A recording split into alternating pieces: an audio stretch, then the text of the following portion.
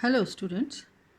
In the previous video we have seen that animal tissues are of four types. Out of that, one of it is connective tissue. Today we are going to see about the connective tissues. Now connective tissue connects various parts of the body. Now if you see the characteristics of this tissue, it is different from other tissues because its cells are separated from each other. That means they are quite far away from each other. And the space between the cells is filled with a ground substance called matrix. So the ground substance can be any non-living substance. Like in the water, some minerals are dissolved. So these are the two characteristics. What? First is the cells are far away from each other and the space between them is filled with the ground substance. Now what is the function of the connective tissue? This tissue joins different parts of the body and provides support to them. Depending on the structure and function, connective tissue is of the following three types. First is connective tissue proper, skeletal tissue and fluid connective tissue. Now let us see the first type of connective tissue, that is connective tissue proper. Now the connective tissue proper connects various parts of the body such as muscles to bones or bones to other bones and so on. So it connects two parts of our body. Then it also gives support by filling up the spaces between the organs. Now you see you have got various organs, stomach is there, liver is there, pancreas are there. So all these organs don't touch each other, but the space between them is filled with connective tissue proper. So we have seen that it has got two functions. Okay. Now it is the following three types. Again this connective tissue proper is of three types. First one is areolar tissue. Areolar tissue is most widely distributed connective tissue in animals. That means most of our body contains areolar tissue. Where it is located? It is present under the skin as a continuous layer. So just below the skin, we have seen the epithelial tissue in the skin. Below that we find the areolar tissue.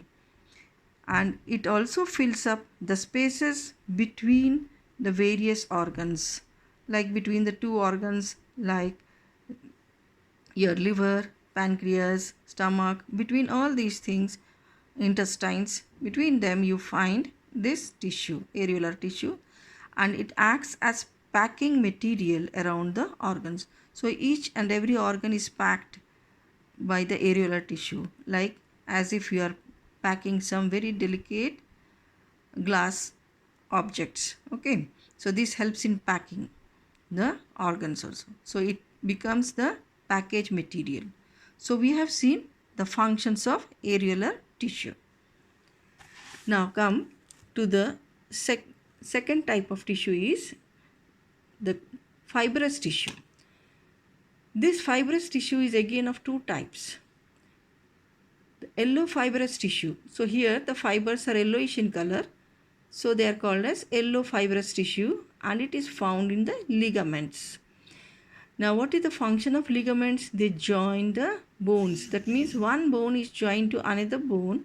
So you move your hand because there are joints in your bones. So where the bones are joined like your elbow or knee, those bones are joined to each other and these ligaments will hold the two bones together in one place. So these are the ligaments. They are cord-like or rope-like structures which join the one bone to another bone. Now you can think this is one bone, this is another bone, and so the ligament will be present from here to here so that these two bones are held in position. Okay, so ligaments will hold the two bones together. So they are also found in the walls of the arteries. So they are also found in the arteries also. Now what are arteries? Arteries are the blood vessels which carry the blood.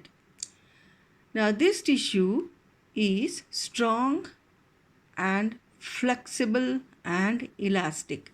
Please cut this part which is written here but not flexible, cut this and write here this is strong and flexible and elastic in nature. That is why when you bend your joints at the joints are still in position because of the ligaments. It helps in the easy movement of the bones. So we see the function of the yellow fibrous tissue is to join the one bone to another bone because it is present in ligaments, and it is also found in the arteries. Okay, so arteries have got connective tissue that protects the arteries, and their arteries, when the blood is flowing, they have to expand. So this helps in the expansion because it is flexible. So what is the nature of this tissue? It is strong, flexible and elastic in nature. So you have seen the function, you have seen where it is located, and you have seen the nature or the characteristics of this tissue. The next one is white fibrous tissue. This is called white fibrous tissue because the color of these fibers are white and they are present in the tendons. Now, what are tendons? They are the ones which connect muscles to bones.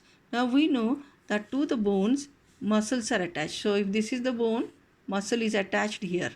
So, all these are muscles. So, they are attached to the bone with the help of cord-like structure. Again, rope-like structure. This rope is called as the tendons. Okay. So they attach the muscles to bone. That is why even if you try to pull the muscles out, they don't come out because they are attached to bones with the help of the tendons. Now what is the nature of these tendons? These tendons are quite strong and non-flexible. So they are not so flexible as that of the ligament. They are quite strong. You cannot stretch them much. Okay, so they are non. So where are they present? They are present between the muscles and the bones because their function is to connect the muscle to the bones.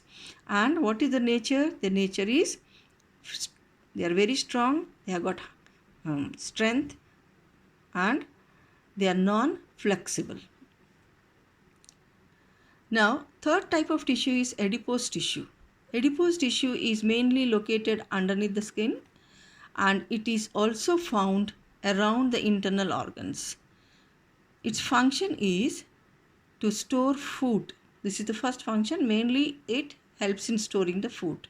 So whatever extra food which we eat, that goes and forms the fat under our skin. So the food is stored in the form of fat, and these cells which store the fat are called as adipose cells, and the tissue is called as adipose tissue.